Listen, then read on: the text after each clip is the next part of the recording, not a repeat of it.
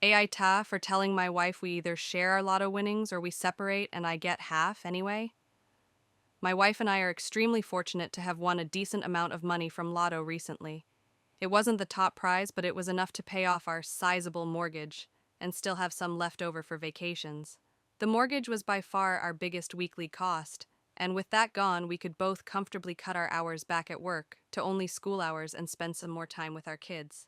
This was always a daydream we spoke about when we bought lotto tickets. I assumed this is what we would both do. When we got the money and paid off our house, everything almost immediately turned bad.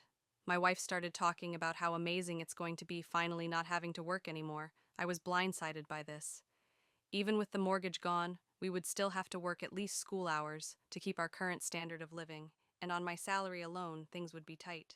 I asked if she was serious, and she said of course it was her ticket, and she gets to decide.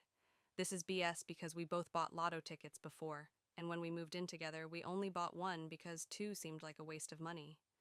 I tried to reason with her, say she could use some of the extra to take some unpaid leave here and there, but she needs to keep her job. When I said, if I'm only working school hours, she absolutely flipped and started accusing me of being a gold digger and ruining this for her, how she deserved it after working so much of her life, etc. I asked her for a pause because I was honestly afraid she's never been like this before. The next few days we tried to have this conversation again, but she didn't budge an inch. And when she said, well, it doesn't matter now because I'm putting in my notice at work, I lost it and told her I'm not going through with this.